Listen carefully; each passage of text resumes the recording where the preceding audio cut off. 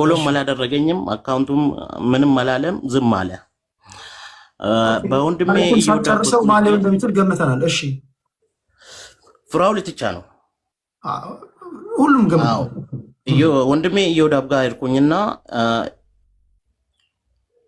የምትቀርበው ከሆነ ይሄ ሰው እንደዚህ ቃል ገብቶልኝ ነበር አሁን ልጆችን የሚያበላ ነገራት ይቻለው የቤት ኪራይ የሚከፍለው ነገራት ይቻለው በጣም እየተጨነኩ ነው ባክ ጠይቅልኝ ሰው ሌላ ቤትም እንዳልረዳ እርዳታ እንዳልጠይቅ ሌባ ያስባለኝ ነው ስለዚህ ምረዳኝ ከሆነ ቶሎ ይድረስልኝ እኔ በጣም ተቸግሬያለሁ ብዬ ይወዳብን አስላኩበት ከዛ አይ እኔ እሱ እኮ አይረዳም ምናምን አለና ለራሱ እዛው የተወሰነ ነገር አደረገልኝ አሁን አንተ እርዳኝ ስትለው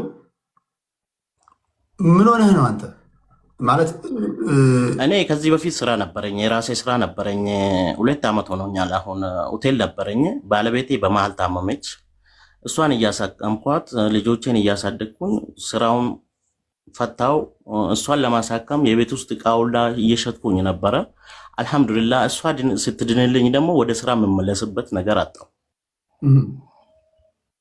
2 ልጆች አሉ የምኖረው የቤት ኪራይ ውስጥ ነው የሚሰራበት ቦታም ተከራይቼ ነበር ስራ ቦታም ለቅቄያለሁ በአሁን ሰዓት እሺ በዚህ ምክንያት ነበር ረዳኝ ያልኩት እርዳኝ ያልከው ረዳ ፖለቲካ ነበር እኔ አልገባኝም ነበር ተመልሼ የዛን ቀን ያወራውበት ቪዲዮ ሲያዳምጥ የተሰራብኝ የሆነ የፖለቲካ ነገር አለው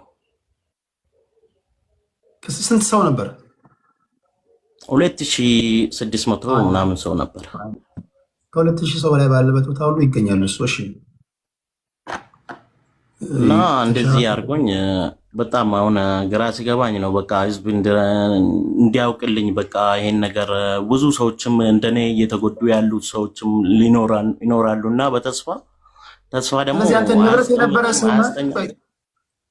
አንተ ንብረት ነበረ እርዳኝ ያልከው ወይም ደግሞ ረዳሃለሁ አለ ረዳሃለሁ ልጆችን ሁላ ቪዲዮ ከፍቼ ቪዲዮ ተሰርቶብኝ ምንም በማላውቀው ባላገኘሁት ነገር ስራዬንም አልጀመርኩም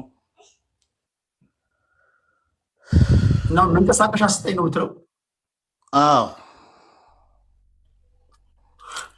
አለበለዚያ ራሴን አጠፍቼ በዚህ ሰውዬ ታሪክ እንዲሆን ነው የምፈልገው እኔ ሰው ሁሉ የተረዳው ስለሚመስለው ባልተረዳውበት ሁኔታ የተረዳው ስለዚህ ወይ መግለጫ ይስጣል ወይ ራሴን አጠፋለሁ ስትል ከቲክቶክ ላይ ነው ወይስ እገላለሁ ነው የምትለው በቃ ልጆች ሲጨነቁ በቃ አንዳንድ ነገር ከቤት ውስጥ ሲያጣ በቃ መረበሽ እየተባባሰብኝ መጥቷል አሁን በጣም ጭንቀት እየተባባሰብኝ መጥቷል ሰው ደግሞ የማያደርገውን ነገር አደርጋለሁ ብሎ በህዝብ ፊት ቃል ገብቶ ህዝብ ደግሞ እዛ እንደተረዳው ነው ማቀው እዛ እንዳገኘው ነው ማቀው ማንንም አይረዳኝም እሺ አገኝቶ ያጣ ሰው ደግሞ ከመሬት ተነስቶ ሙያ ያለኝ መንቀሳቀሻ አጥቼ እንደዚህ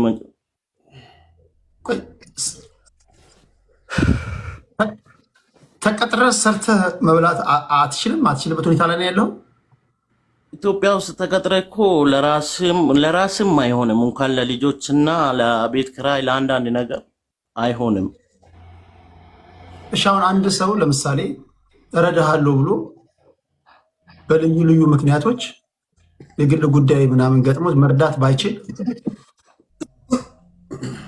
እረዳሃለሁ ብለሃልና እርዳኝ ብለህ ማስገደድ አይከብድም ወጥቶ ቃል የገባበት ህዝብ ላይ እንዳልረዳኝ መናገር አለበት እኔም ማስተጓገል የለበትም ህዝቡ እንዲረዳኝ እንዳልረዳኝ ደግሞ መናገር አለበት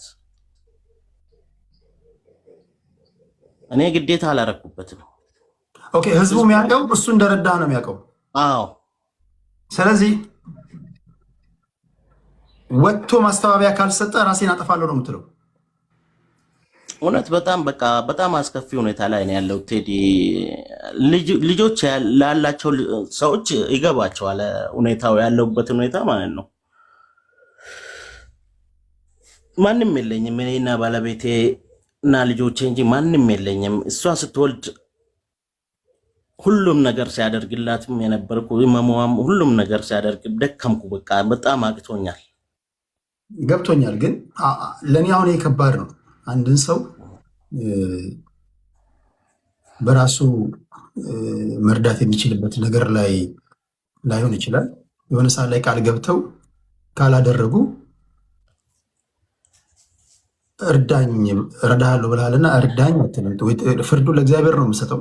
ወይ ለህዝብ ትመጣና እንደዚህ አይ እዛን ጊዜ እረዳሃለሁ ብሎ ነበር አልረዳኝም፣ ስለዚህ ሌሎች ኢትዮጵያውያን እናንተ በቃ እርዱኝ ነው እንጂ የሚባለው እረዳሃለሁ ብለሃል እርዳ ተብሎ ሰው ማስገደድ ይከብዳል።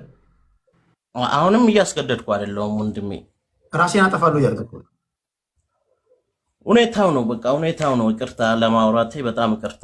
ሁኔታው ነው ያለውበት ሁኔታ በጣም አስጨንቆኝ ነው። የምተኛበት አልጋ ሁላ ሽጬ ነበረ እያሳቀምኩ። በነገራችን በፍትሐ ብሔር ያስጠይቃል። አንዴ አሁን እዚህ ሰዎች አሉ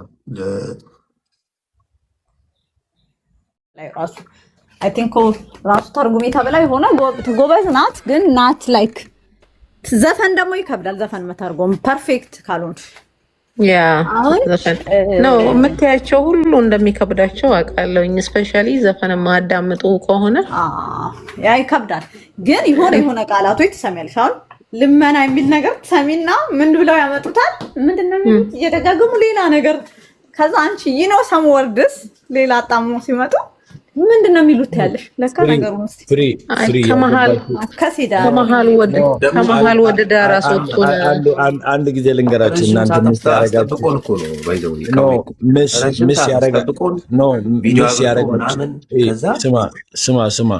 ምስ ያረጋችሁ ነገር አለ። እሺ እናንተ የፈለጋችሁት ቃላቶች ነበሩ መስማት የፈለጋችሁት ልጨርሳ አንድ ቃል ስል ኖ ብላችሁ ትሮጣላችሁ። ወስሮንጉቹ ጋይዝ አንድ ቃል ነው ያልኩት። ገና እኮ አልጀመርኩም እኮ ቀነኒሳ ነው ባህል ጀመራችሁ። ወረደ ሳሰሙ ኖ ማለት ጀመራችሁ ሳሰሙ። ለዛ ነው እኮ የምነግራችሁ። እሺ ወራም ሴንት ዩዝ ሙዚቃው ራሱ እናንተ ኤክስፔክት ያደረጋችሁ ቃላቶች ነበሩ። ሙዚቃው ደግሞ እንደዛ ትናንት ማታ ሲጠጡ ኢትዮጵያ አገር የሚሉት ግሩፖች አሉ። ያ ደግሞ ገንዘብ ያጠፋሉ። ማታ ማታ ጠዋት ሲደርስ ደግሞ ደሃ ናቸው። ማታ ማታ ደግሞ ቴዲን እንትን ይላሉ። ቴዲ ለ5 ደቂቃ